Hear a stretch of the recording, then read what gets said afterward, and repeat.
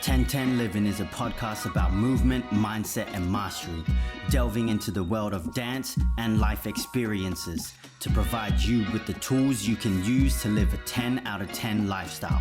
If you dig it, don't forget to follow us. Much love and appreciation. Enjoy the podcast.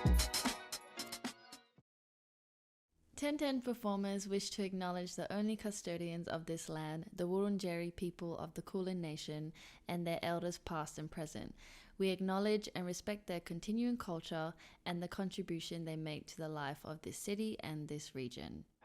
1010 Living Podcast. What's up, y'all? Got a beautiful guest, a really good friend of mine from New Zealand.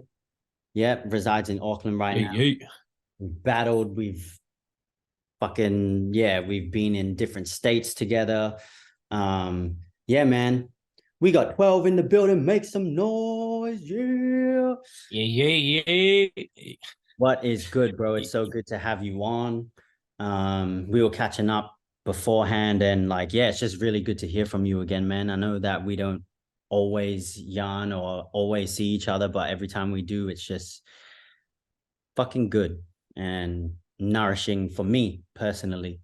But yeah, man, for the people that don't know who you are, drop who you are, man. Intro yourself. Thanks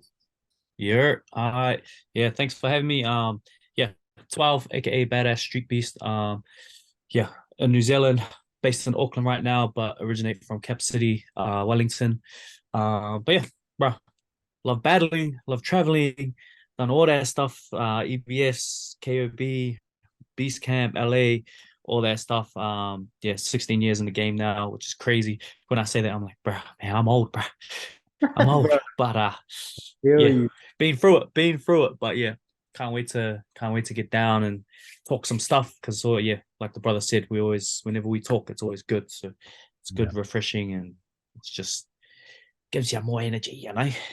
But bro. So yeah, man, like you were saying, you've been in it. I've been in it for 16 years as well. And every time I think about how long I've actually been in it, I'm just like, what has kept me here kind of thing, you know? So we'll get into that a little bit, but I would love to, I don't even know if I've actually asked this question to you. It's just been we just always usually connect on a life tip. So, how did you find Crump? And what drew you in to the culture?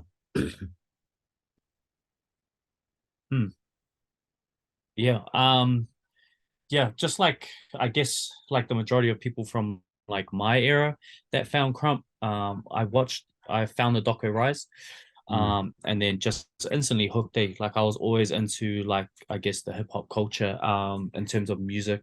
One style I always watched growing up was breakdancing. My dad was a breakdancer, so I was always around I guess dance stuff, or not so much around dance stuff, but in terms of watching videos, what's on my screen and stuff like that. And I was always attracted to it. And then I found Rise, and I was like, man, this is a crazy movement. It's different, and it's raw and captivating, you know. And then I started finding the other DVDs, the Crump 1.0, the Blood Brothers, you know. And I started just renting them out from the video stores. Started racking up the late fees, but so I found it through there, and I was doing Crump 1.0 in my room. I was trying to figure out Crump, trying to put it into my body and all that, and I was enjoying it. It was my own little space outside of school, on my weekends, outside of sports and all that, and I could just be my own person and just do something I enjoyed doing by myself. And then it wasn't until a year later that I started getting introduced to the Crump scene. One of the brothers who used to Crump used to be the old Jay Dark, and then Baby Angel, but he's a hip hop dancer, choreographer, Jacob Cook. He took me to my first session. We went to the same school, and he took me to my first Cap City session, or Wellington session. And that's where I got introduced to the rest of the Crump scene. And I thought I was the only Crumper. I don't know who else Crumped, or, you know, that type of stuff. So once I found that, and there was a whole community, I was done. I was hooked. And from that day forward, I just kept going. never had a break, never gone on like a 3-month hiatus or 6-month hiatus or a 2-year break, and then said I've been dancing X amount of years. So yeah, when I say I've been in Crump for 16 years, it's been like a full like 16 years. Like I've been involved every year. I've been labbing, I've been sessioning, I've been battling, I've been entering events, running events, like all that stuff. So yeah, that's how I found Crump. It was a straight addiction from the get-go. Yeah, I was battling the B-boys at high school. Like crazy. I had Wow. one puzzle, Like bro. I had on one one puzzle. break? It started like this or something. Yeah, bro. I had one puzzle. It was just like whoop, whoop. And then I don't know. I can't remember it from there, but I used that every lunchtime and the boys just overhyped me. That's high, Yeah, bro. it's crazy. But, So that was in, mm, that would have been in 2008. Yeah. 2008. Yep. Yeah. 2008. And who were your, like, Yeah. when did you become a little homie? And who was your first big homie? Um, yeah, I became a little homie 2000, like mid 2009, I think. Yeah. Either yeah, early or mid 2009, I became a little homie. And I was under Crumper who was running like the Wellington sessions at the time. He was known as Miracle back then, but then recently changed his name to Lunatic. So I was under a Crumper named Lunatic, and I was under him until yeah, a very short period of time, from 2009, then 2010, I ended up going under Omen, or like towards the end of '09 type vibe. Yeah, so I was under him real short, real brief. But yeah, one thing about me is I'm real big on like the loyalty side of Crump, like the fam side. So I didn't like leave the Lunatic fam. The name kind of got given to me, or like yeah, I didn't really have a choice. It's just like, here's the name, have all the little homies. I was like, yeah. So that happened. And then I went under Omen, who was also a real good friend of mine at the time, and still is to this day. Mm. And yeah, I was under him for ages. So yeah, I was under Lunatic first, and then for a brief moment, and then went under Omen, who I ended up under a good amount of years. Yeah, yeah, that was my first big homie, 2009. Yep. That's dope. And you've been Badass Street Beast for how long now? Badass Street Beast. As soon as I moved to Auckland, what was it, 2021? I changed my name from I was Bad Beast X for a few years since 2016, right up until 2021. And then yeah, I changed my name to Badass Street Beast. So I moved from the Bad Beast side to the Street Beasts. Yeah. Just because that's where all the homies were. Yeah. All the camp members that I was more close with were all Street Beasts. Yeah. I was in Bad Beast because Shutdown was Bad Beast. And he was the one that kind of hit up Sherwin for me to be in the camp. So he got me into the Beast camp. So I was always again, like I'm real big on the loyalty stuff. So I stayed a Bad Beast just because Shutdown was Bad Beast. So I was like, cool, he's the one that got me in. Like I'm a ride with this side of the camp, help build this name and like let them know like we're just as important as like the main beasts, the street beasts, the strikers, you know. Yeah, and then when he left, I was like, nah, all right, I'm gonna jump over. I'm gonna go be with my other homies. Yeah. Yeah. Because Yeah. yeah, I wasn't trying to be like the next Bad Beast, you know. Right. I was just like, cool, that period of time's kind of done. Um, yeah, but I enjoyed every moment of it. But yeah, so so I only been Badass Street Beast for about what 3 years now. Hmm. Nice. Do you think like, Yeah, but Beast Camp since 2016. yeah, camp since 2016? Damn. Mm. Yeah, that's tight, bro.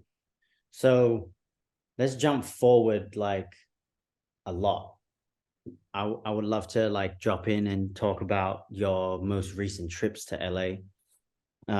Your recent trip to Mm. LA and KOB in Japan. But like I've always been curious because I haven't been there for a long time, like I was mentioning before. Like, because you've been Oh, there in the last like 5 years, at least 2 or 3 times, right? yeah. Yeah. Since the last time that you went and you going there this year, what are the differences Mm. in the scene now, or are there any? Yeah.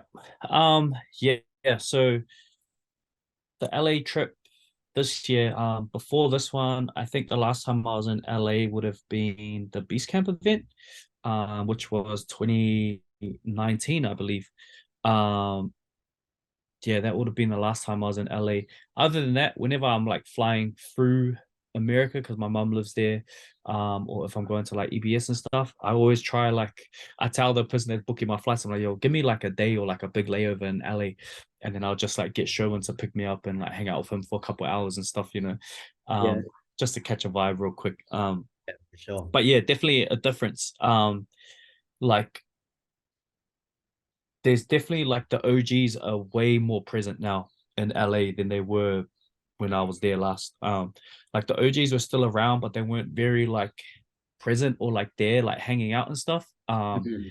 And mind you, I was there for like an event weekend, so there's a big difference between the last time I was there and how I was there this year. So when I was there for the Beast Camp, it was very like event based. We were like there, compete, would go back to our B&B or we'd hang out, and all that stuff. Or there were street sessions, like you had Eyes called out all his old all his international little homies.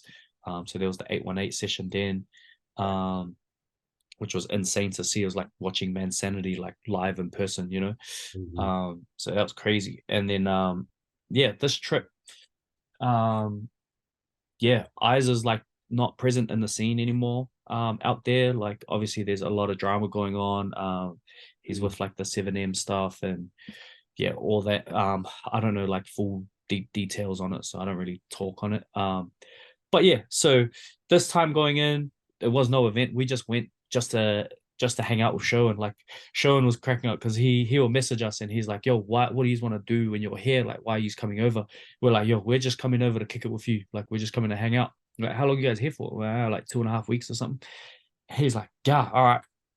We're sure there's nothing you guys want to do." The only thing we said was what's the theme park out there? Universal Studios. He was like, all Huh. right, sweet. But yeah, as soon as we landed, bro, every day, every night, there was something. Like we were always at the studio, or Sherwin was just taking us around places. But yeah, one thing that was real dope about that trip, I said it before, like this was the most beneficial trip I've been on for Crump. Yeah. Even including every event I've been to around the world. Mm. This was by far the best trip.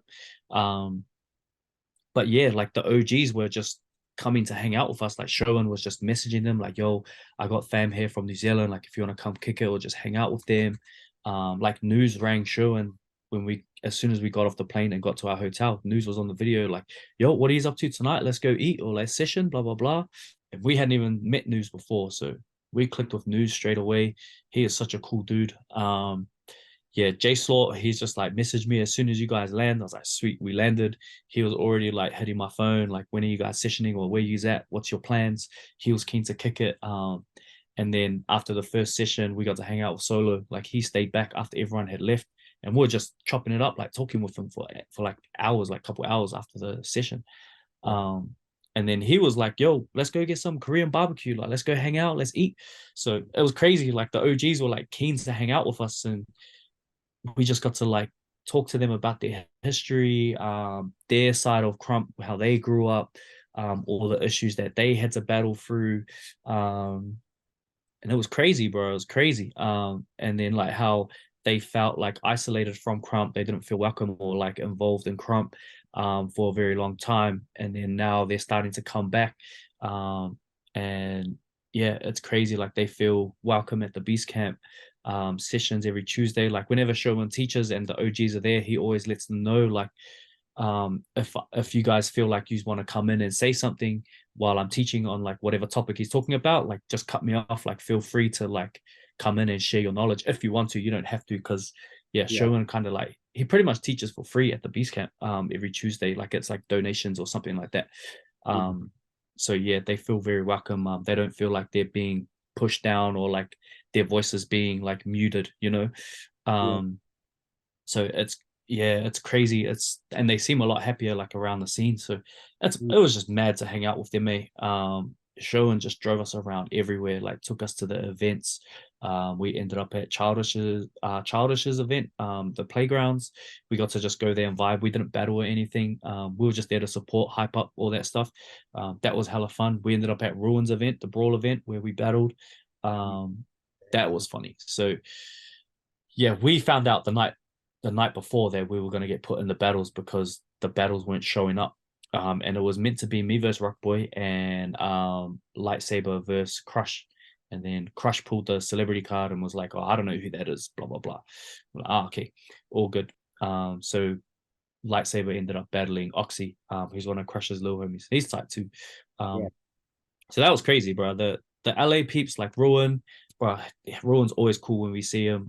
We've known Ruin for years. Like he came over 2011 to New Zealand, so we've been boys with him for years. So it's good to catch up with him. But they're so like, yeah, LA just loved us. Like they were so hospitable towards us. They were very welcoming. Everyone was on like a happy buzz. Whereas like I felt like the last time I was there, it was very like there were egos clashing and there were like just people ready to battle. There was all talking going on and stuff like that. But I mean, it was there for an event, so it's kind of expected, like when you're there for an event, it's like it's competition time, so everyone's mindset's in that. Where I guess this time we're there more on like a relaxed type of buzz. But yeah, Daisy, bruh, she was like keen to kick it with us. Like she was always hanging out. Whenever we had something pop up at the studio or something, she'd always rock up and she'd just hang out with us, bro. She is like so cool. And we didn't know, but she was like giving us crap because we didn't tell her that we're going Universal Studios. Like she would have come and hung out, which is just insane. Like to us, like Daisy's like a freaking legend, like she's a celebrity in our eyes. So to see how like she was wanting to hang out with us was just like mind blowing. But she is a really cool person. But yeah, it was very beneficial just learning the history. The first, second, third OGs, generation OGs, the movements, like there was one generation where they were naming moves where you have like the back of the bus, the whip, you have the slingshot, all of that stuff. And then you have a whole other generation where when Crump was happening, the only thing was bangs. And so fams would name their bangs. So you have like the Skylo bang, you got like there was one, it was something, it was like the slaughter shake. Like bro, it's just they just named their moves after themselves, and it just hits, it adds more it just adds more depth into like the history that we got to learn in LA. So yeah, it was a very beneficial like trip for us. So, and it just, bro, we came back, we were refreshed, we were keen to just keep going, and bro, yeah, it was insane. So yeah, I really enjoyed LA. But even just outside the events, it was cool to just hang out, and then yeah, just hanging out with News, like hearing News's history, bro. Like if you watch Tight Eyes versus Beast and News, and you hear News talking at the end, like about everything with like Twigs fam and stuff, like bro, he was telling us all of that. And yeah, I won't go into it because that's his story to share, and I don't want to say anything that might be wrong, But yeah, bro, he's got hella history. Like he been around, like it's crazy, and he's such a cool dude, bro. He's the funniest dude. Yeah, and J News, J Bad, like bro, we got to meet the people that we like grew up watching on DVDs. We sessioned with Hitman, bro. Hitman, oh my days. Have you sessioned with Hitman or you met Hitman? Nah, bro. He's the man, bro. Like, yeah, you just his presence is like crazy when you see him. It's just like me and Ken were I was trying to hold it in, and Ken was like, yo, like walking around and stuff. Like we were just both hyped up to like see Hitman. Like it was just insane. And Showan was just bugging him the whole time to come through because he kind of knew how much it meant to us. So yeah, we got like massive thanks to Showan for doing what he did for us out in LA. And but yeah, just meeting Hitman and just sessioning, hearing like Hitman hype you, like it's crazy, bro. Like I battled J Bad, and then I was getting off, like, because when you session, they're gonna hype you, like, it's like the energy. And it happened when I battled Riot too. But when I was battling J Bad, I like looked up and I saw Daisy and Hitman were just like the energy just switched from the session vibe to like battle vibe. I was like, damn, all right, if they're not hyping, I gotta keep going, I gotta go harder, I gotta do something else. And it was the same when I battled Riot. Like we were sessioning, everyone was hyping, and then when we were battling, I looked up and like J Slaw and that were just like the energy just switched. They're like, yo, show us what's up, But I love that energy. I love it. It's amazing. Like it's that push, it's that pressure. So yeah, Yeah, the LA trip was just insane, bro. Outside of all the talks, like the dinners, yeah, the Korean barbecue, just mixing it up with them and just connecting really. yeah. Because you can grow, like people aren't aware, but like you don't always have to be like physically labbing or like dancing in order to level up, you know. Like you can level up just through conversation. Um, That's there's a been that's heaps a of bar moments right where like there. I've just Wow. talked with people. Yeah, yeah. Because even like just in LA alone, like we landed, we sessioned, and then I noticed when I was watching my footage, every session or every time I danced, I was getting better and better and better. I wasn't labbing between the sessions or between the battles or for the battles. Mm, Um, but I was still seeing growth, and it was just through conversation and just being around other legends that just like it kind of gives you this auto like thing to just level up, you know. It's crazy. I don't know how to explain it, but yeah, the only battle I really labbed for over there was the Ruck Boy one, only because I knew it was an event. So, but it was mad to battle J Bad and Riot. Like that was all vibes. Like it was no beef, it was no ego, it was no like I'm here to prove myself. It was like, yo, we just like loved connecting with them and we're just keen to get in rounds and just have fun, you know. So yeah, it was mad. that's tight, bro. That's the shit that's like, it's Mm. gonna be interesting for me going back there because I haven't been there obviously for so long, and like I'm super excited to get back out there again and see what happens, you know. Yeah, See how everyone is. yeah, bro, for sure. Yeah, I've met obviously like I've spent like a good amount of time with Riot when he was in Melbourne and just like kicking it with him, and Mm. did I eat together out back in Melbourne and shit like that. And yeah, man, it's gonna be really dope, bro. So I mentioned like sorry, you mentioned like the session vibe to the battle vibe. Can you talk a little bit about that? Because I feel like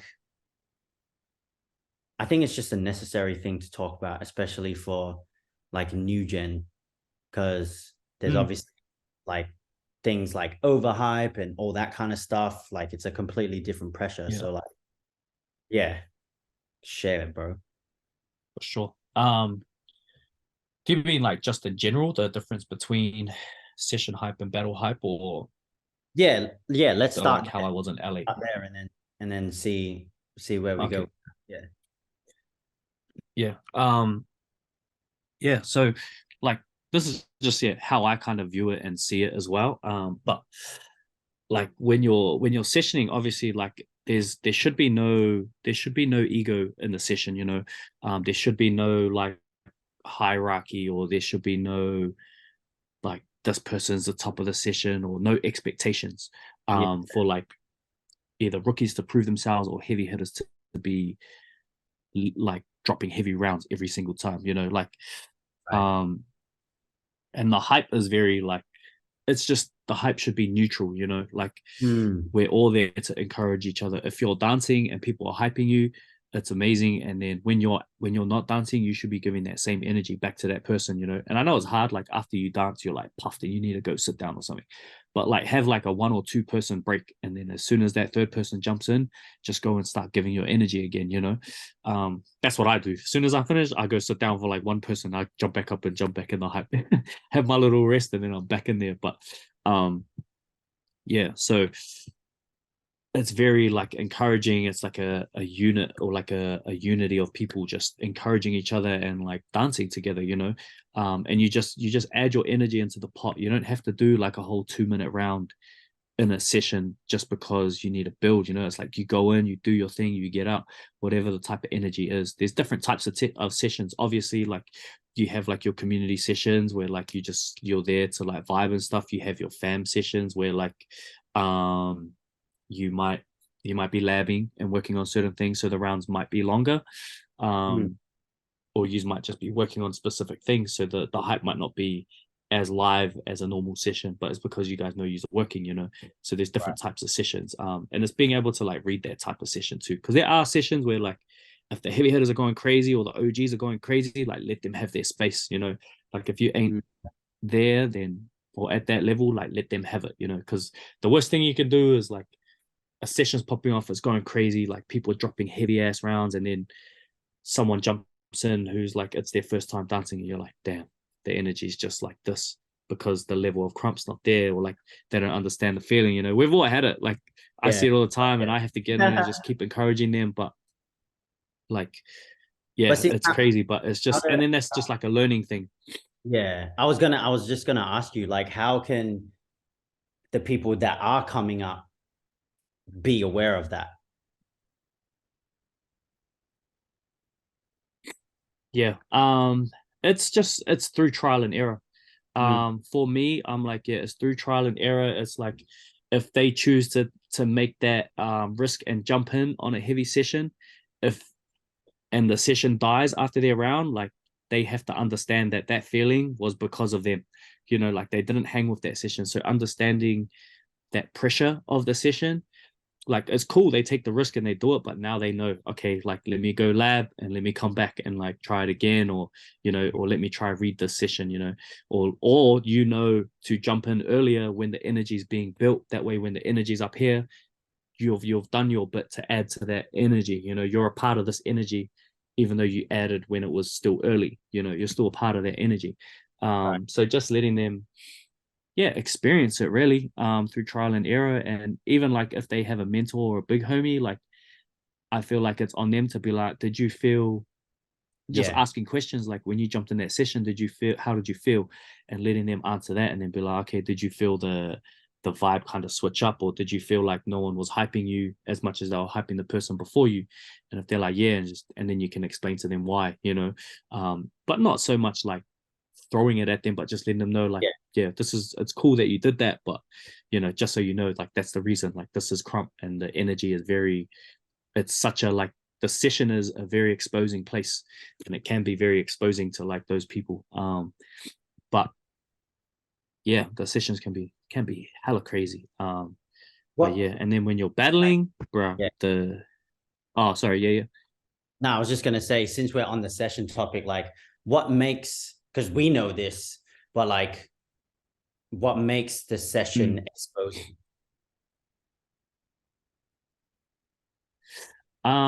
What makes the session exposing?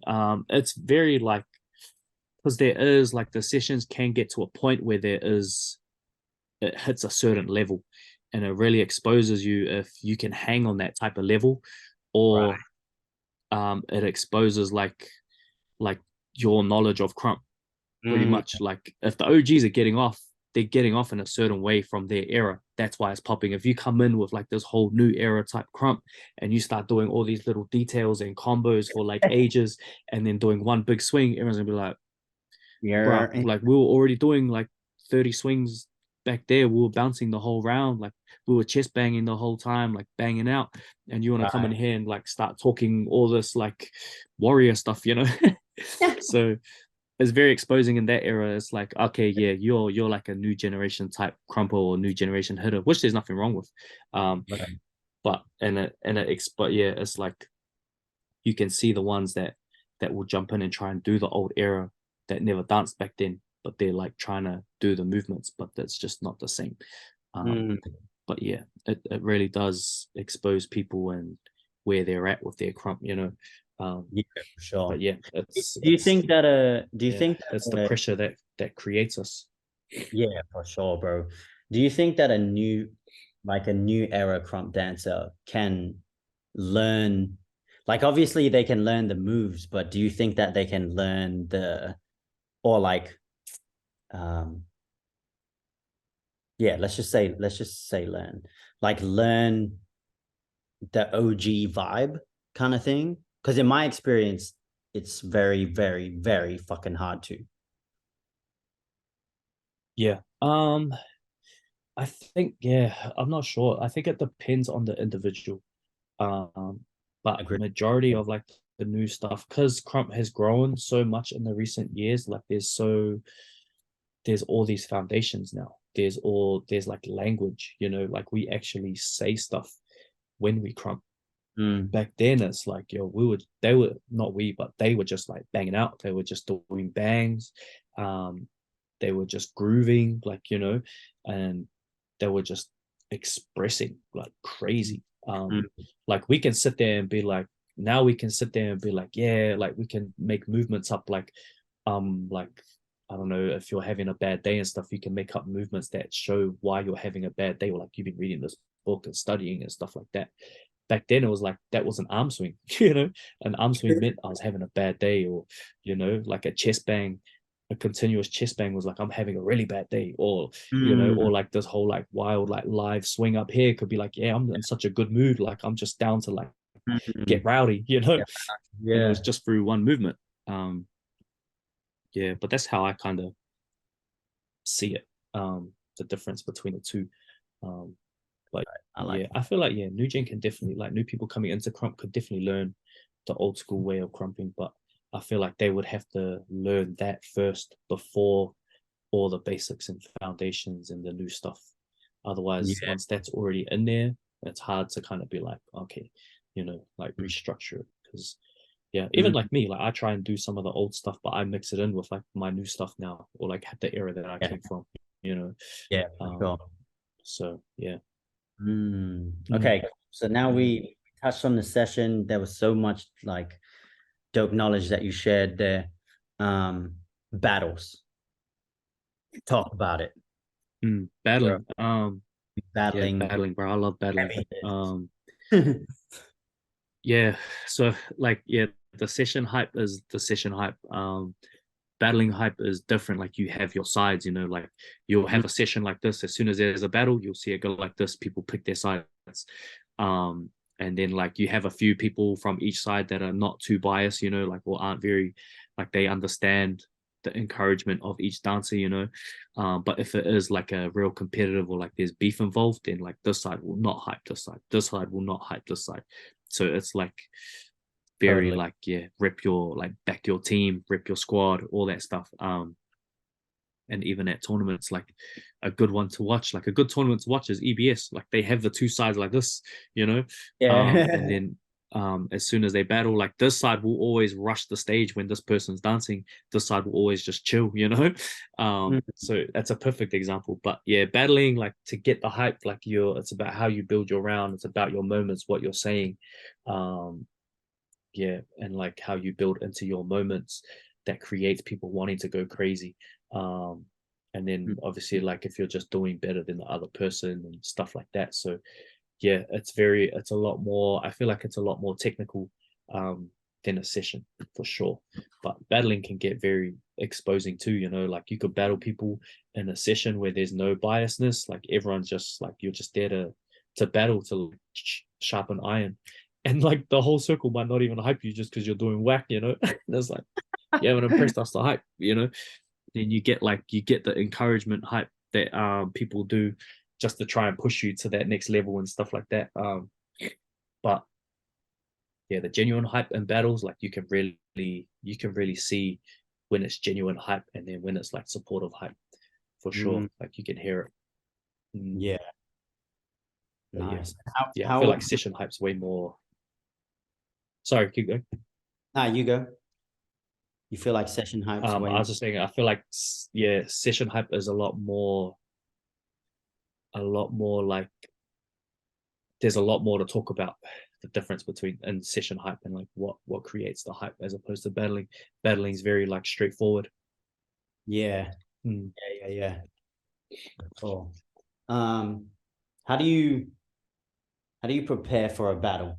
You don't have to give away your gems, but if you want to, obviously. How do I prepare for a battle?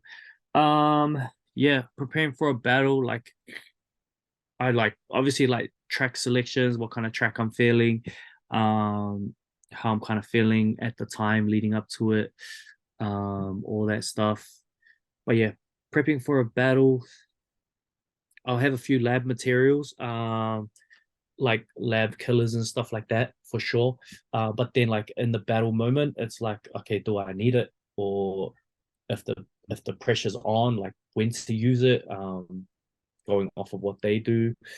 Or like if I'm going first, I have to set the bar, then I look at who my opponent is and stuff. I'm like, okay, I need to raise this bar crazy. Then so I strategically kind of try and think, okay, what do I need to do? I need to blow up this round. Like I need to go crazy. Which is what when I labbed for Rock Boy, I was like, okay, I need to like go ham in that first round because Ruckboy is someone that could like just one round me like that, you know. Yeah. And I was very aware of that. So yeah, really I'll study my opponents as well. From time to time. Like Ruckboy I studied, like you'll see me at the start of the battle and I'm going like this, and then I'm like this, and then I'm like this, and that was from his battle. He was doing that to Terminator. A lot. So, and I was like, yeah, I've been studying you. Like, I watch your footage, you know. So I use that.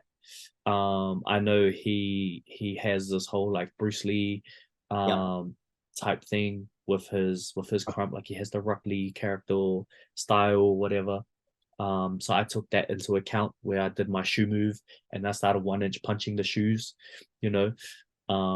I was doing that. I know he has one of his characters is Ultron, so I started doing like an Iron Man concept in my second round, like where I just did like the beam thing, and I was like trying to fly like Iron Man and stuff. So yeah, I study my opponents and stuff, and I'll just do little things to them. So I was saying like I'm Iron Man because he's Ultron, you know. So I was just being a troll, but yeah, just really studying your opponents, like and it's okay to do that, you know, because it shows the level of respect that you have for your opponent. You know, you're not taking them lightly. But yes, I'll do a lot of that for sure when I'm prepping for a battle, especially exhibition battles. Tournaments is a little different. With tournaments, yeah, I prep completely different. I'll have a few pieces of material or ideas that I just think about, the same ones, and I just try and recreate them as many times as I can. But I do have a few killers, but I'm like very wary on if I use them or not, because yeah, in tournaments, if you do a killer and you drop it, it's like, damn, that's a big, like that's gonna cost you. But if it's like an exhibition battle or like just a battle in the street and you drop a killer, like you have an opportunity to come back from that and rebuttal and like rebuild your round, you know. So yeah, there's a difference in those as well. Which you have a moment in a tournament, but it's a lot harder to bring it back from that because yeah, if your opponent doesn't make a mistake, it'll yeah, it really does cost you. Like perfect example was me versus 1K at EBS last year. He made no mistakes. He did a clean round, like a real safe round, and I was like, okay, he's very obvious with his musicality. His storytelling is very clear. And he played it safe, but he didn't like snap or get off really. So I was like, okay, I need to like build my round into like so that I can get off. Because I know I can't be as clean and clear as him. So I was like, okay, I have to have a moment. I have to drop a killer, and then I have to snap and get off and just dance harder. Which I tried and it just didn't work out because my hat didn't land on my shoe and stuff. And then I had to try. Like my rebuttal, I felt was good. Like I had a good rebuttal. I brought my round back, but again, I was the only one in that battle that made a mistake. You know. Yeah, right. So that's how I kind of felt. Yeah. So very technical with battles, eh? Yeah, a lot goes into a battle, man. And it's like I haven't fully been able to lean into that for a long time because I've like Perth's so secluded and we haven't been traveling. Yeah, I think hopefully Feb next year, I'm going to be getting in some battles because I think I'll be in Melbourne. Myself and Nadia will be in Melbourne next year. Yeah, for Past the Buck. Yo, how are you?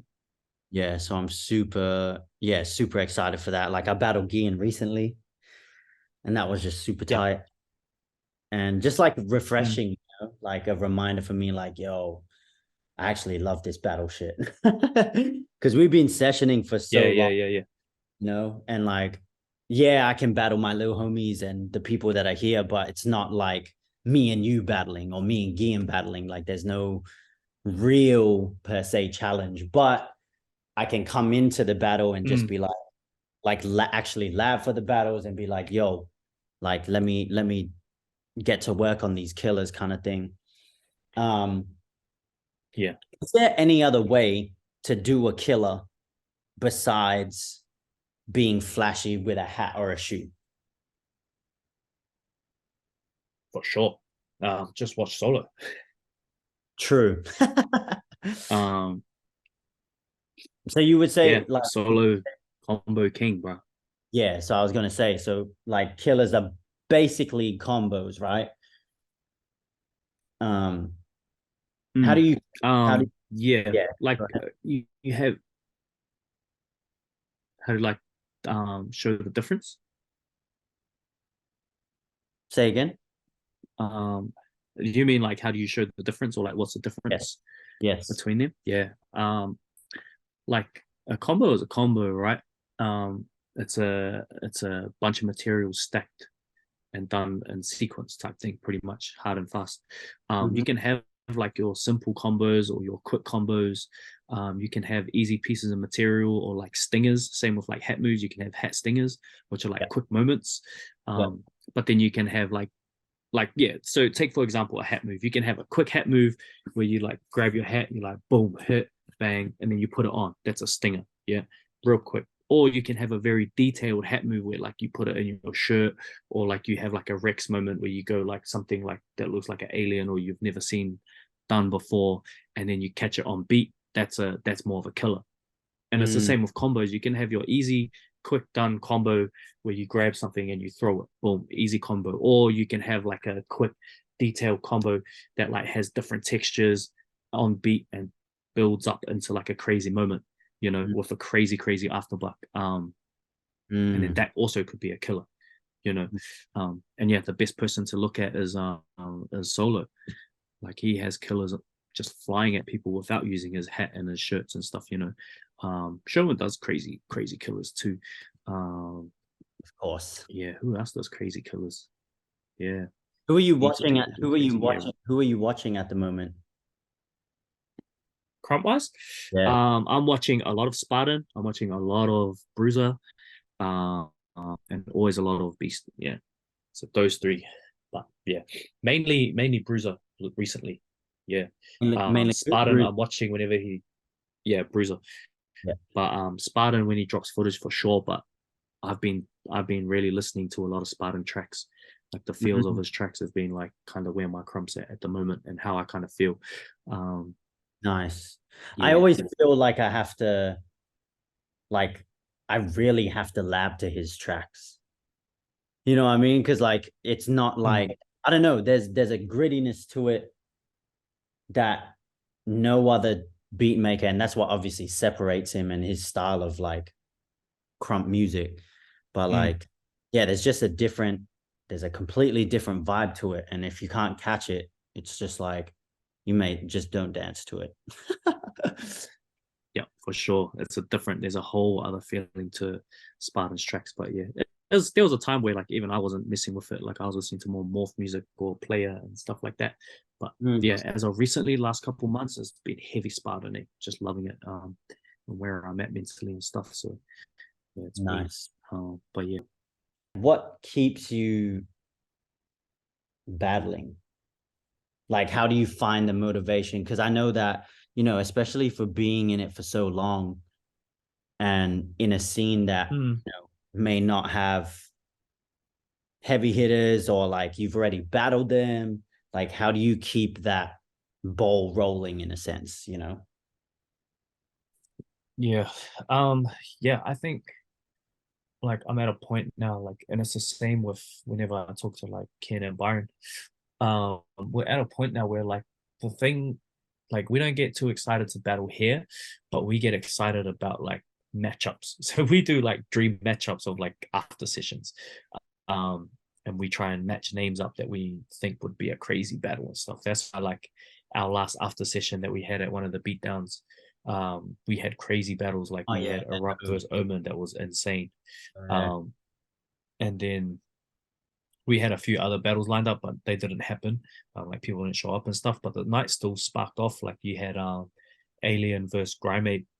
Um, I and saw that. Alien was fully lab. Like he was meant to battle Street, so he was lab, and then Street couldn't make it Mm. over for personal reasons. Um, and then you had Stylebender called out one of the new gen who came to Crump, but he was like an old school like Corey dancer. Yeah, And right. that battle popped off, and we only had like 3, 4 battles, and they were all crazy battles, and that was it. But that's the stuff that excites us now, and keeps us involved in the battle culture. Like we run these tournaments, we kind of like feed into the rookies or the new gen coming up, and we always say like one of our most exciting divisions is the rookies division. because anything can happen, you know. You don't know what to expect. They're so like new, they're so like, some of them don't really have filters with their movements. Some come from different dance styles, so you're always going to see, you don't know what you're going to get, you know. And that's what keeps us excited within the battle scene. Yeah, we do have battles every now and then. Like if people are climbing, like not climbing the ladder or whatever, but if they're making a lot of noise and if they call one of us out, then like we're like down, always down. But yeah, I think for us, we really look overseas now. Like when we travel, we're like, all right, who can we battle? Like we're keen to battle. That's why, yeah. And it doesn't take long. Like LA was enough. Like we battled over in LA a few times, and that was enough to keep us going until we got to KOB, you know. But yeah, I think we're so focused on, yeah, just events and busy, busy, busy. So we don't really have time to really think too much on battles. But yeah, when we do think about battling out here, like, yeah, I think we're beyond that point, unless it's like someone really crazy. But in saying that, like the OGs out here, like I feel like New Zealand and Oz OGs are just different, bro. Like they can just come back out of nowhere and just catch people. Like Alien, he tried to call out 2 people and they said no, and then he was just like, all right, who wants it? And no one was putting up their hand for a while, and being a kid, we're talking about it after, we're saying like, we're this close to doing it, but at the same time we're like, why do we have to keep taking it? Why can't Yeah, someone new come in and take it? Or like, why can't one of the other heavy hitters yeah, step up to the plate and take the battle, you know? Which, yeah, one of the other vets kind of stepped up and took the battle, which was Grimeape. So yeah, that was crazy. And Alien was lapped. Like if I battled Alien that night, bro, I would have been like, I would have felt the pressure. Same as if I battled Erupt that night. Like, bro, I've never seen Erupt like that in a battle. I was like, before he had even danced, I was like goosebumps. I was crazy. So just the atmosphere that the OGs bring, bro. Even CT, bro. I haven't seen CT dance in a minute. And when he rocked up and got down, bro, I was just like, nah, bro. You guys just pop up and they just are Crump. Like they have Crump, you know. mm, So yeah, it's like we say like everyone gives us, like puts us on this level, like, yeah, the top 3, and like these are the 3 top ones in NZ. But then like you have people like Alien and Erupt, who can just come out of nowhere. You have people like CT that can just come out of nowhere, you know. Have Omen, who's still around, you know. Like there's still heavy hitters out there that do damage. Actives be taking out hella tournaments this year, you know. so So yeah, there's still like a lot of exciting stuff, like battles that could pop off, and that we just like to, we're at a point where we get excited watching other people like clash, and we're yeah, like, yeah, like we just hype up the heck out of both sides, and that's what's exciting for us. But yeah, I'll always love battling though. But yeah, I'm more like, yeah, it's hard to battle. It's not hard to battle out of fun, actually. I think I'm so used to battling in like a beefy setting, that yeah, when I battled J Bad and when I battled Riot, like that was such a fun battle for me. Like that's the most fun I've ever had in a battle, was those 2 battles, and it was crack up. But it was just for the vibes. There was no bad energy. Like we were just going round for round. yeah, But yeah, that's tight, it bro. was crazy. But Um, yeah, overseas battles, bro. yeah, I love them. yeah, I need to get my ass overseas. I haven't felt that for too long, bro. Yeah, yeah, But bro. yeah, man, It'll be good for like you I to just hit want to get, overseas. yeah, definitely, bro. It's been so long, so long. But I think I just needed that kind of time off in a sense to refocus, you know. Um, Yeah. but yeah, bro. How has Crump and the culture like shaped you as a person?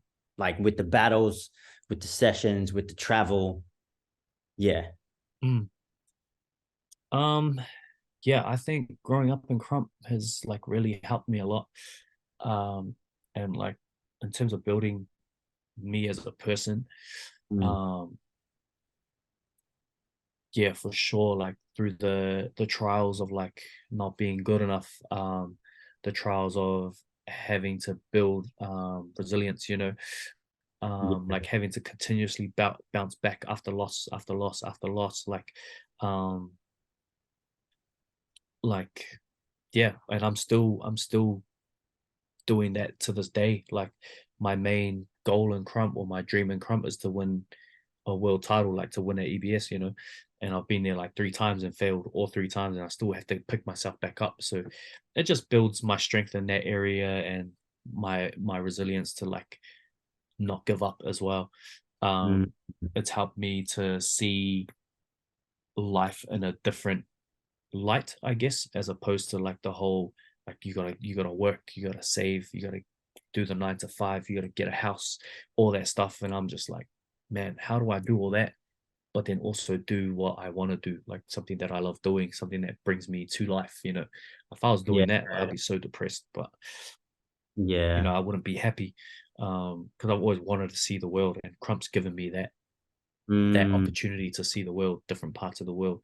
So it's taught me heaps, how to be a leader, having to lead the scene for many years. It's taught me skills in running events, how to interact with people, how to have a conversation with people, and also how to know like when to humble yourself, like being able to take positive criticism, you know, or like when people give you feedback, and also how to take negative things but like not let it bother you too much, and being able to like turn it into like a positive, you know. Like if someone's talking crap about you, or like saying you should have done this, done that, you could like, I step back and I look at it like, maybe I should have, or like what would it have been like if I did do that type thing, and then just discarding it, you know, if it doesn't help, you know. So it's definitely helped me to become a very, very strong person, both like mentally, and emotionally. So yeah, Crump's helped like crazy, crazy, crazy amounts of ways, and especially recently, in the recent few years, since moving to Auckland, I really like moving to Auckland. Really, it woke me up on how much more I have to learn, and how much more room I have to grow. Because like, yeah, being around Ken and Ols a lot, like, bruh, they're just insane workers. They have an insane like skill set that they use very well. So yeah, I've been learning a lot the last couple of years with them, and it's also around Crump too. Like we travel, I'm watching them, how they network, how they speak publicly, and as well as to like one-on-one individual people, you know, and I'm learning a lot. So yeah, Crump has given me crazy, crazy amounts of opportunities outside Crump, and it's built me into like, yeah, who you see today, I guess, or who you meet when I'm at events and stuff. So yeah, and it's still fun. It's all full of vibes. Yeah. What are some of the challenges that you've had to break through in Crump? The challenges I've had to break through, definitely motivation, motivation, the hunger to keep going. Because there were times, like I was at a time down in Wellington where I was leading the scene, and I wasn't really respected as a leader then. I guess it was very new, with me running the sessions and stuff like that. And that's where I really learned, like, okay, I need to we were change. really talking at that time. I'm pretty sure we were talking. Yeah, for sure. Yeah. So, and I was like, back then I was like managing, like I was managing like clubs and stuff. So yeah, the way I spoke and like my vocab was like real raw, like real, like just straightforward, you know. And I was swearing and everything. But yeah, like there was a point where I was holding sessions every week, and there were times like, I think I went like 2 or 3 months and no one came to a session. Like I was just labbing by myself. I was like, all right, I'm here for at this time to this time. I'll be here for an hour. If no one shows up, I'm gonna go home, but I'm gonna lab in this hour. So yeah, people just didn't come through, but that was just the scene back then, you know. How is it now? But it's not like anyone's fault. It's Wellington is kind of like, I think Oman has his labs that he does with some of the other people there, but there's no like public sessions or anything going on in Wellington. Yeah, it's kind of died off since me and 13 left. But yeah, there's still some dancers there, but it's more like Corey stuff. Okay. But Crump is very like, yeah, it's in struggle street. But yeah, So definitely, yeah, definitely like the motivation, the hunger to keep going, um, the whole like what do you call it, the thought process of like being in your own head, like the whole telling yourself, are you good enough, why aren't you Mm, winning so much, or like why aren't you like, why do you keep, I guess, drawing the short straw at these events and stuff. So yeah, just being able to mentally fight through that, and emotionally fight through it. Like yeah, I've been 100%. at like world events where I'll be the first out, but like the homies that are there will still be having to battle at the next division, next or the next brackets, and I have to just like kind of push how I'm feeling away as soon as I can, so that I can just be right there behind them to support them, to make sure to help do whatever I can to help encourage them so that they can get to the finals and hopefully get a championship, Mm, and then deal with it after. So yeah, heaps of struggles through Crump. The traveling, the money, that's a whole other area. Like I went through a phase. Like now we're finally getting paid for it, but we've all felt it. Like it's just a sacrifice you make for your passion, I guess. yeah. And to live the life you want to live. Like yeah, there's that stuff, hustling to make your stuff work. Like I did, what was it? I did like 3 or 4 years of working 2 jobs, only having Sunday off so that I could travel. I'll just work, get the money, pay for my flights, blah blah, come back, work, do it all again. Um, so yeah, heaps of struggles for sure, in Crump. Mm. Um, yeah, and there's still struggles to this day. Like trying to get to these events. There's obviously like you're growing older. You're like, man, I need to like figure my stuff out. Like I can't keep doing this forever. Um, Bro, that's where I so yeah, feel like, still more challenges to come. But yeah, that's where I feel like I'm at, man. That's why I'm really trying to mm, do my best to secure, like, you know, like more of a tangible legacy that we can pass down to other people that can, see them yeah, do performances, get paid to. Um, yeah, mm, that's our vision at the moment. Um, which is very similar to what you guys do and what I see you guys do anyway. But like, what is your vision or like mission in Crump now that you've been in it for like 16 fucking years? mm. And has it ever changed? Um, yeah, my vision has changed a lot. It went from like building the community to having like a safe space for people to come to and session, Mm, and just release, I guess, whatever they're going through. And then I went from that to like wanting to travel the world, which has always been a goal or a dream of mine in life, was to travel the world. But then once I started traveling with Crump, like that became my goal too. But yeah, and then qualifying for EBS for the first time in 2017, the goal changed from the old stuff to let me put New Zealand on the map. Um, mm, I just wanted to show the world that New Zealand had a movement. We had dancers out here and all that stuff. yep. So that was my goal. Just anyway, I battled over the world really. Like I battled in Boston in 2015, um, and stuff like that. So yeah, it went from that to putting New Zealand on the map, just letting the world know we're here. Um, and then that got accomplished when Ken won Worlds. Yep. Um, like I was there the year before, and I made a bit of noise, like people, okay, there's someone in New Zealand. And then example, and Knowles went the year before 2016, and they were in the prelims. So people knew we were there, but then once Ken won Worlds, they were like, okay, New Zealand's like really here. Um, so once that was done, it was just being present at events, and then it went from there to like my main dream now is to just get this title, so that I can kind of prove, I guess, mainly like to myself as well, but like I guess the youth around me.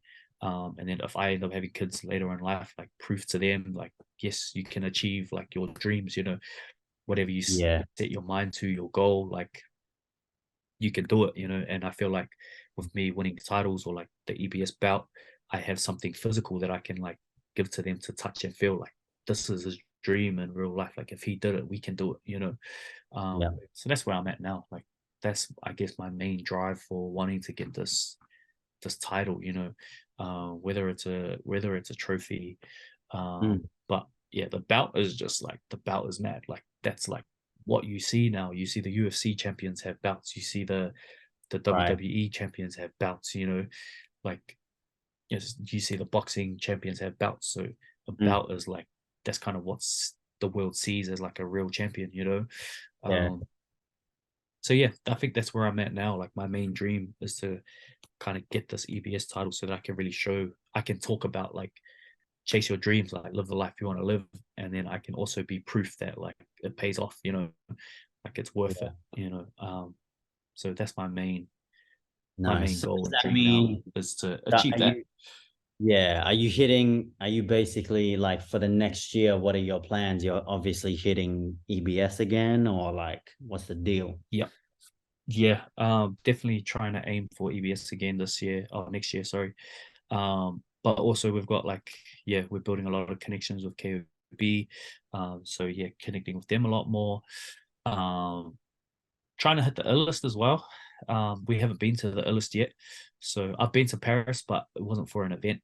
It was just Yeah. after EBS. I was just going there to connect with people and stuff. But yeah, so the list is definitely on the map. So yeah, definitely Illust, EBS for me, and then hopefully, yeah, we can get back to KOB. Yeah, and then just keep building the movement here alongside Lightsaber Watchmen and 13. Yeah, we got bigger plans with the beatdown, massive plans coming up, which hopefully everyone will hear about soon. Yeah, but we run multiple beatdowns throughout the year, so we're busy with that here, and then we're busy with travels outside of it. So yeah, heaps to work on, but yeah, busy year ahead, Yeah, no shit, man. Same here, bro. Um, Mm. what's some advice that you can give to people that are looking to do the sort of thing that you're doing now? Um, And what's yeah, the some most like what's advice. the most important thing that they need to do slash understand? Mm. Um, yeah, that's buzzy because I've just been watching the podcast of Beasts, Spartan and Concrete. Yeah. And something that really resonated was when Concrete says one thing that new people need to learn is that, this isn't quote for quote, but it's along the lines of what he was saying. Mm. Um, it's like you shouldn't get straight into it for the money.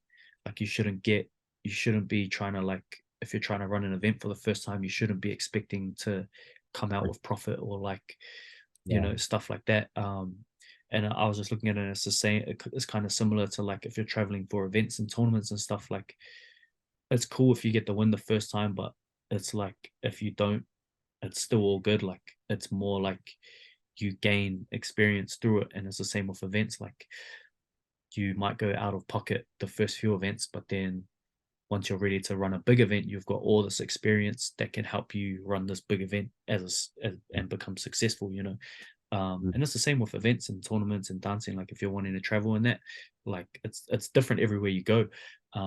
Like if you go to KOB, it's different to when you go to EBS, and it's different to when you go to LA. And I'm sure it'll be different when we go to Illust, like a whole different vibe. And you just get used to it. The more you go, you gain more experience, you become more comfortable. Mm. Yeah, you just do better each time you go. Like EBS, I made it through. I qualified. I was already in the top 16. That's as far as I went. The following year, I made it through the prelims, and then I battled no script, and I lost in that battle, so I didn't get the stage. And then last year, I went through prelims, I battled Joker, and then I made it all the way to semis. So, yeah, and then hopefully next year I can come away with the dub. But it's the same as KOB. I went over KOB, didn't make it through prelims. I went over this year, made it through prelims all the way to top 16. So the more you experience, like the more you keep going, the more you'll gain experience, the better you'll become. Yeah. Yeah, and just don't be shy to, like, I guess, step out of the box and give things a go, you know. Connect with people, talk to people, just be yourself. Um yeah, just don't be a dick.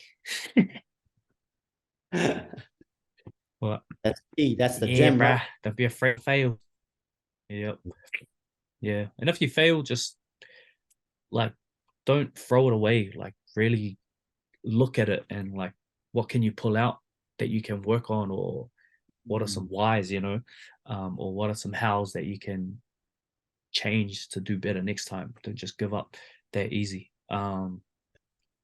Yeah. And if you ever, I see this at in KOB. Oh no, not KOB, the Young Guns battle we judged in Japan, and I said it at the last beatdown is like if you lose your motivation or you feel down or something for Crump or anything you do, I guess that you're passionate about, like always go back to your why. It's Yeah. like why did you start it? Why are you doing it? Mm. Why were you motivated? Why were you passionate? Like why was that passion of yours something you became passionate about? What did it give you that brought you to life? And if it's changed, then why has it changed? It doesn't always have to be a bad change. It could be a positive change. Like my why's changed multiple times. Right, Um, right. but yeah, your why is very important. So if you get lost in stuff, just keep going back and asking yourself why. Mm. Nice. Yep, I like that's me. Man, is there anything else that you feel like we haven't talked about that you want to? Um,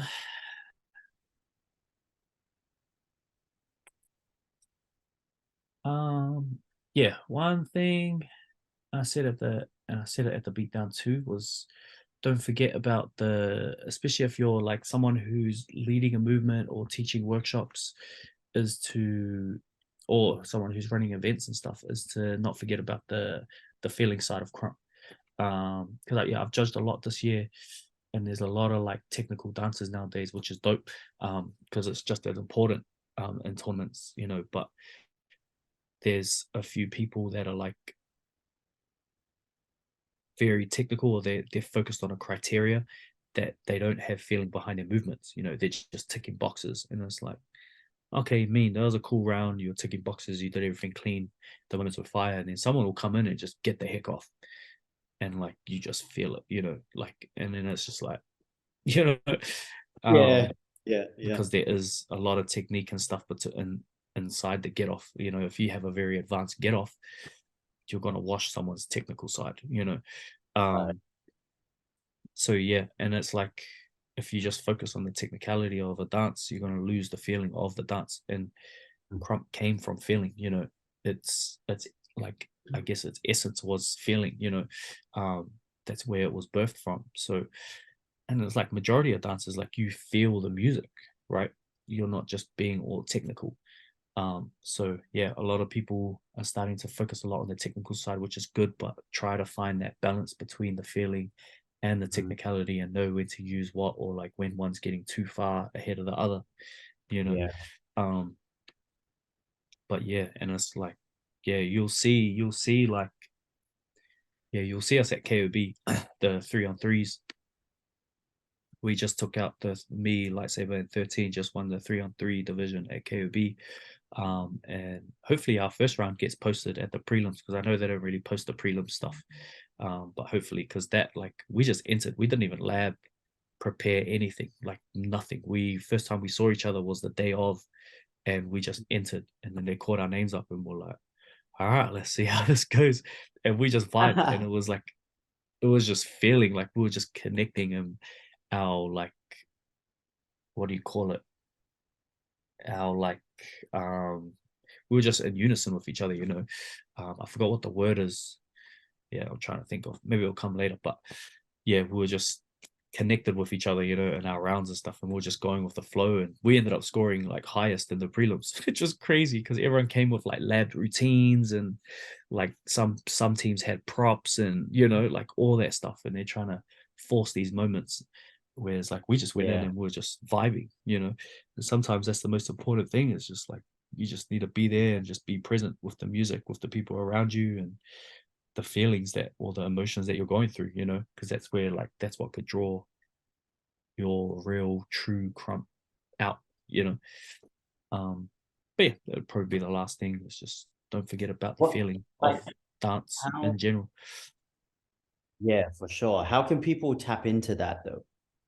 Because yeah, for us, Yeah. obviously easier and like we can just say it, but there's a lot of people that actually Mm, find that aspect of it really fucking hard to tap into, especially with all the new mm-hmm, like for sure. information.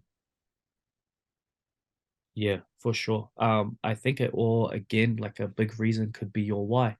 And it's why are you in this dance? Like what draws you to this dance or that creative realm? Um, yeah, and then like how you use that as a poet, like how do you use that to bring your creativity or your unique movement out with the music? You know, how do you use that to connect with the song that's playing? Um, yeah, it's just your why. Like, why do you do it? Like, why are you emotionally, physically, or spiritually, or mentally invested in this movement? You know, and then Mm. also like remembering, like, do what feels good to you. Not don't don't keep relying on I have to look good for this person. I have to look good for this crowd. Like, yeah, if you're doing a showcase in that, like, cool, but Yeah. like there's a difference, you know, finding that again that balance point of the two. But yeah, I would think it's very up to it's individually um sought out, I guess. Like you have to find it internally within you as an individual. Like why are you there? Like what are you really trying to bring out? Or how does this music really make you feel? You know, you Mm. might be attracted to like the gangster style of Crump or like the real rugged, gritty style of Crump, but you might be the happiest person alive, you know, Yeah. and then your Crump's just gonna be like way different, you know. Yeah. And as where do you find that balance, you know? Yeah. Because yeah, even like the way I battle Rock Boy is way different to how I battled J Bad News. You know, it's Mm. just because my vibes were different. I was more connected to J Bad and like it was more of a vibe type of battle, whereas I was doing more of a showcasey type of battle with Rock Boy. Um, Yeah. so there's a difference. You find that balance, but it's just again pulling back to your why and believing in your movements, and like complimenting yourself too. Because if you compliment yourself and your movements and like you allow yourself to accept that what you did feels good, you'll you'll be like you'll be happier, but you'll be more confident as well. So allowing yourself to accept your own props, you know, like you telling yourself, like, yeah, that was tight. Yeah, that was buck. Like, oh, this movement was cool. Or this combo was crazy. Allow yourself to like accept that feeling and Yeah. like let it boost you into doing your next moment, you know. Yeah. And that's something I've kind of been trying to do with myself too, because I'm very like I got sucked into a like a loophole, like a hole of like comparing myself to certain Mm. people. Like when I see people, there's a while ago too, when I see people in their light and I'm like, damn, I'm working hard too, you know. But it's Yeah. just like it's their time. Like this year has been a big wake up call for me because I've had like a lot of moments. Like it's been a crazy good year for me, but it's also been a crazy good year for like Ken and Byron. Like all three of us have been shining in our own little ways, you know, not little ways, but in our own ways. Um, Yeah. and even Watchman's been shining crazy, you know. Um, Mm. and it's just allowing, like, not comparing yourself and just letting yourself be proud of what you're doing and the light that's on you, you know, for the stuff that you're doing. um, and then also encouraging other people also makes you feel good. So yeah, it does help your Crump in general. Yeah, for Yeah, hopefully sure. that helps. Just blabbering, bro. Nah, not at all, man. There was definitely some fucking bars in there, bro. And super Mm, necessary, I think, especially for like new gen, because a lot of our people and yeah, just talking to new people, like they are very much more so like they want to be more technical first.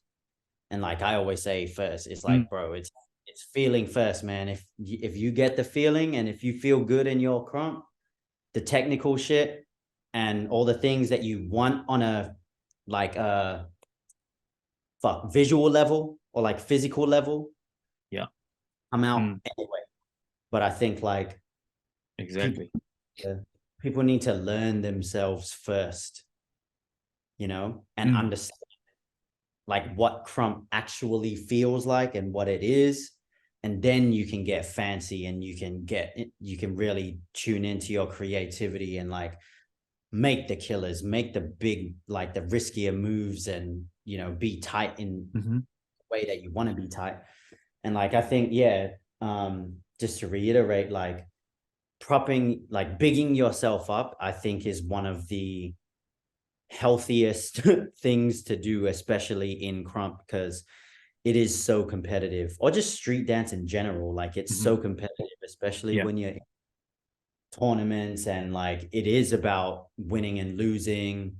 Like it can be so discouraging, but like, man, you can still, like, you can have the dopest round and your opponent's like, edging you or whatever it is, but the judges still choose that person. And it's like, it's not really like, it can be on you, but sometimes it's not. Sometimes it's just the judges and their opinions and their, the way that they see things. And it's just like, okay, back to the lab.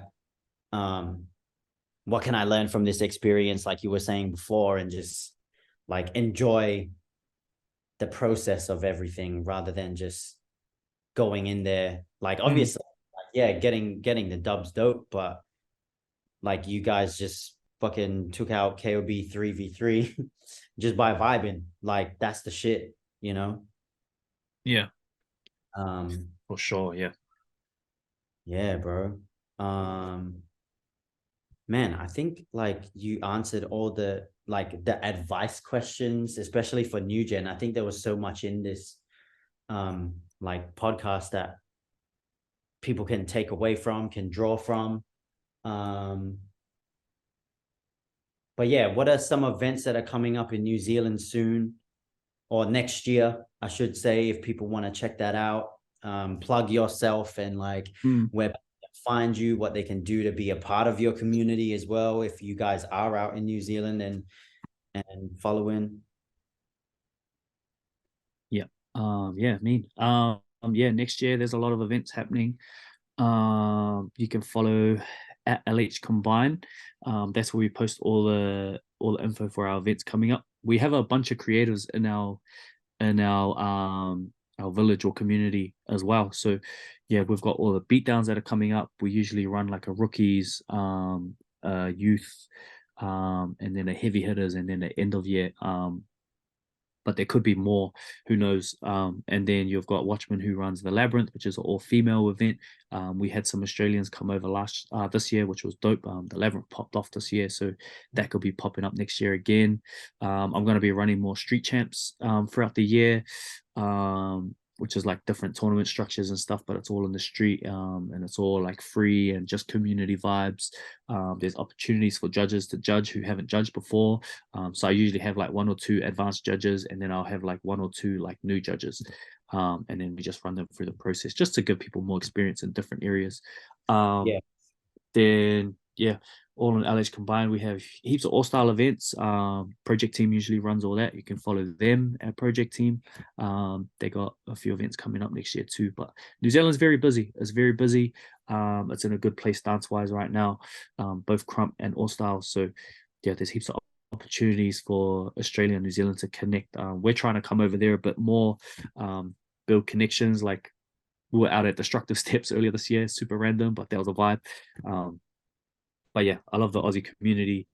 Australia is like second home to me. So yeah, always keen to connect the vibe with you guys. For me, you can follow me at 12_Baskcomb. I do private trainings online or in person, 1 hour to hour and a half. I can do one-on-ones, I can do groups.